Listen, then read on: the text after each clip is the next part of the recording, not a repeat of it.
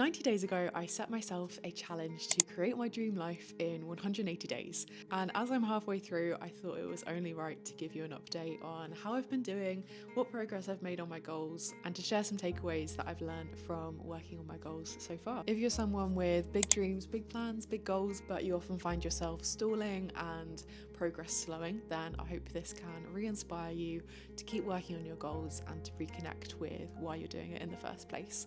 So let's get into it. I'm going to break down everything that I've learned in the first 90 days of this challenge and tell you how it's been going. So let's go. Hello, if you are new to this channel, my name's Lucy, I'm 24, I live in London, and this YouTube channel is where I document the process of me creating my dream life, and hopefully it encourages or inspires you to figure out what your dream life looks like yourself and to take intentional action on your goals. This week I'm going to keep it super chill, super casual, and I just wanted to give a bit of an update on how I'm doing essentially with my 180-day challenge to create my dream life. So at the start of this challenge, I set myself 3 90-day goals to take me from the start of December to around the end of February. And so that means that we are at the halfway stage. And what I wanted to share with you today is the progress on my goals. How have I actually done with the things that I set out to do? Have I achieved my goals? Do they feel like they're taking me further towards my dream life? And what needs to change? So yeah, let's get straight into it. The first thing that I want to say is that I was so resistant to doing this evaluation.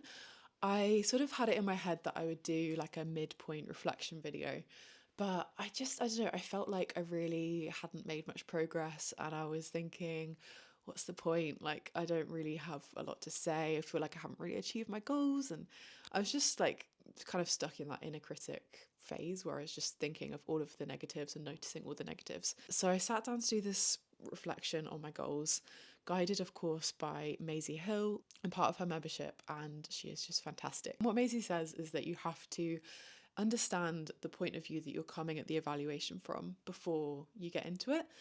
And I noticed that I was coming at it from this place of resistance, coming at it from inner critic and feeling like nothing that I'd done was good enough. And so I would really recommend that if you're going to evaluate your progress, first of all, just take a step back and think about the headspace that you're coming into it with. And if possible, can you shift that? Can you approach this with more of an objective, neutral standpoint? And can you evaluate your goals cleanly rather than through muddy lenses and lenses that are obscured by your negative thoughts in your head? And I wanted to caveat this because I think I would have reached completely different conclusions about how well I've done on my goals had I not noticed this and reframed it to begin with, because now I'm actually feeling like I've done a pretty good job, whereas before I went into this, I was thinking I've literally not done anything at all. So anyway, so the first goal that I set out for my 180-day challenge was to explore and expand my self-concept. This goal kind of evolved into expressing myself freely. That was my new goal. And I sort of was looking at that through the lens of conversations, through being more extroverted and being able to express myself mostly in ways that sort of like proved something to other people. And I've made so much progress on this. I think that I've had 2 sort of major breakthroughs in terms of how I think about self-expression.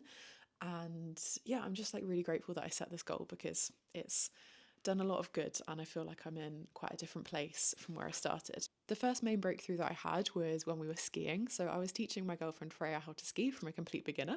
And so to begin with, I was teaching Freya on the green slopes and we were doing sort of stem turns and learning how to stop, learning how to snowplow. I think it was just a really good metaphor for how I needed to approach my goal. I didn't need to be straight on the black runs, which the equivalent for self-expression would be standing up on stage and speaking in front of a room of 1,000 people, or even the red runs, which would be talking openly about something that's quite personal to me in like an unfamiliar setting, or yeah, just like opening up and having that vulnerability. That feels more difficult to me. And of course, for everyone, people are going to have different preferences, different ways that they find more easy or difficult to express themselves.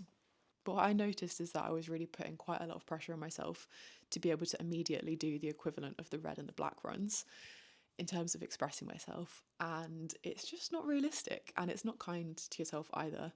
And I suppose seeing Freya attempt the harder slopes and, you know, work her way up, try something more difficult, come back to the comfort zone, work her way up, come back down, and also to see her doing it while she was scared and pushing herself to do it anyway, it really shifted something and made me see my goal as something that is achievable, but with the right sort of level of support as you go, and that expecting myself to be this expert pro at something that I find somewhat difficult is just like not very fair or realistic or kind to myself. So that was my first realization. The second one was only recently. I went and took myself out for a Sunday sort of reset day, reflecting on my goals and seeing where I still had progress to be made.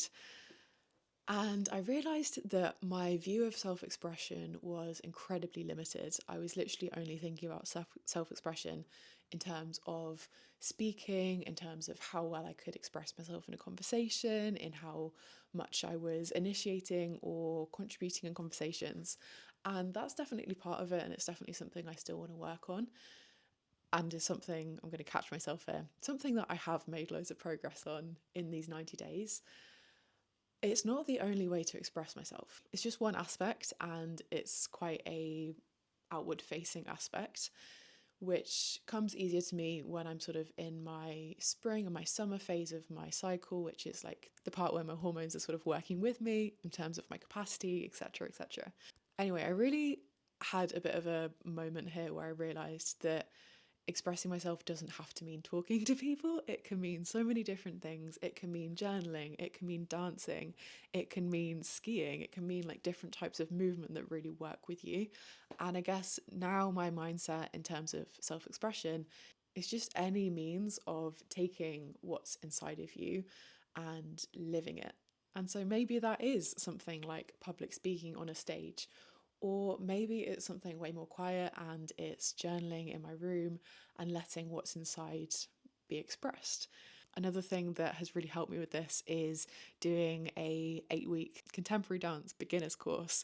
I've done 6 weeks of that now and just having so much fun with it. It is such a freeing form of dance. I used to do ballet when I was a kid, but this just feels so expressive and expansive and like really freeing. The movement's very sort of loose and lots of like ripples. I've just been loving it. And it's also been a great opportunity to talk to new people, to sort of, you know, put myself in those situations where I'm a bit more uncomfortable. And yeah, I feel like I've made loads of progress there. So I'm really happy. But back to the point that I made at the start, when I was thinking about this goal before I did my evaluation, I thought, oh, I've probably done like 60-70% of this goal. I haven't really achieved it. And when I sat down and like listed all the examples of times where I've contributed to conversations, where I've created YouTube videos, where I've been pushing myself to go to dance classes, I just was like, no, this is really solid. Like I've made loads of progress here, and it's probably around 90%, which I'm very happy with. So I guess the lesson is that it's worth writing things down and actually realizing the progress that you've made, because otherwise we're going to be stuck in maybe more of a self-critical lens and letting things be quite subjective rather than a bit more objective. So anyway, that's the first goal. I am really pleased with how well I've progressed on this, and I feel like I've definitely achieved what I set out to. So big win there. And I guess what I want to take forward into the next 90 days is really just building from this place that I've reached, building from the new understanding of self-expression that I have, and maybe trying different hobbies, trying different ways that I can express myself, and just allowing that to be whatever it is rather than trying to force it into one specific narrow understanding. So yeah, I'm really excited. Let's see what happens next with that one. Goal number 2 was to create at least 10 videos for my YouTube channel and to refine my sort of niche in terms of what my videos are about. I think that even from the way I phrased this goal, it feels quite different to the mindset that I'm now in, which is a good sign. I suppose that shows that I've learned a lot and I've sort of implemented. I sort of broke this down into three main parts. The first one was the sort of theme and thinking about the niche that I wanted to occupy, thinking about the specific topic area that I wanted to talk about. I've done so much exploring of this, and again, recently I feel like I've really unlocked something and just realized what it is that I want to do. And it's not so much about my niche, but it's actually turned more into my why and why I'm doing it, why it's important to me, what I want to achieve, what my long-term goals are. And I think that's something I'm going to talk about more in its own video. So I won't touch too much on that there, but it was just interesting to see how it's turned from like thinking about it in the terms that everyone talks about, like niche, to really making it this holistic sort of sense of why I want to do these things. The second part was the output, so 10 videos minimum. I didn't quite achieve this. I have done 9 videos in the last 3 months since I set these goals, but they have all been around a central theme, and I've been really quite intentional about the videos that I want to make. So I'm pretty happy with that. It doesn't feel like it's complete because there's been some setbacks, but overall, pretty good progress. The third part is the system. So I think this is where the sort of failures come in terms of where I couldn't achieve the output goal, because I'm still working on a system that really works for me. I work full time, I live with my friends, and there's often lots of fun things to be doing with my friends. I've been doing dancing, going to the gym, running, etc., seeing family. And yeah, there's just been like quite a lot going on. So I suppose I'm still finding it hard to get that system in place where it just feels natural and it feels like things are happening week on week. So yeah, more progress to be made there. But all in all, I feel like this goal is maybe 80%, 75, 80% complete. I definitely am continuing. But the main thing that I'm really happy with here is that I think I've created a really nice understanding of why I'm doing it. And that feels like a bit of a springboard to jump into the next cycle of my goal setting with. So, yeah, good things to come, I hope. And yeah, I hope you stick around. If you enjoy this sort of content and you want to see more, there is loads more coming on this channel. Please subscribe if you would like to see more of that. That would really help me out. I really focused this goal on what I could control, but I suppose a goal that I'm really working towards in terms of YouTube is to reach 1,000 subscribers. So if you're watching this and you've watched any of my videos before and you enjoy them and you're not subscribed, I would love it if you would subscribe. That would really make my day. I literally see all of the subscribers, they come up as a notification on my phone. So I will really appreciate that. And yeah, I love to see more people join this little community. My third goal was more about my work life, and it was to make remote work for me. I started a fully remote job in October last year, and so by the time of setting this goal, I was about like 1 to 2 months into the job. And I think since then, I've really found my feet with it. I feel like I know what I'm doing to some extent. The intention for this was to find some cafes that I really enjoy working from and that I can rely upon to just go, know that there's going to be a plug, know that there's going to be stable Wi-Fi, because otherwise it just becomes a bit stressful to not know if you're going to have those things to be able to work effectively from. And also making the most of opportunities to network and go and meet people in the hydrogen and energy space, because yeah, that's really important to me for my sort of long-term professional development. So how did I do? I think I've done this pretty well. I can't really think of many things that I would do differently, and I suppose that's a good thing. So yeah, I've found a few cafes that I love to work from. I've been documenting that on the channel. So if you're also remote working and you want some inspiration, then go and check those videos out.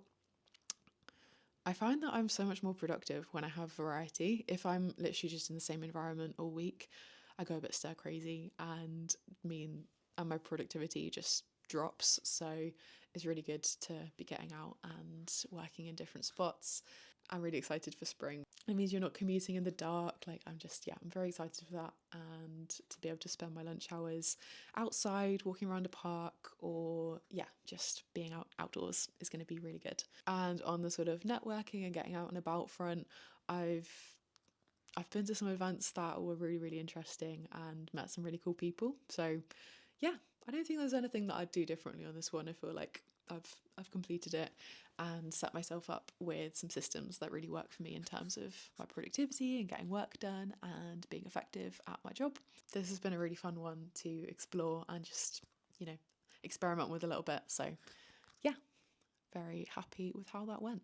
So that is my progress update on my 3 90-day goals for the first half of my Creating My Dream Life challenge. If you enjoyed this and you want to see more of the process of me making remote work for me, then you can check out this video here. Or if you want to watch the skiing vlog that I made, then you can check out this video. But thank you so much for watching. Please subscribe and I would love to see you in the next video. Bye!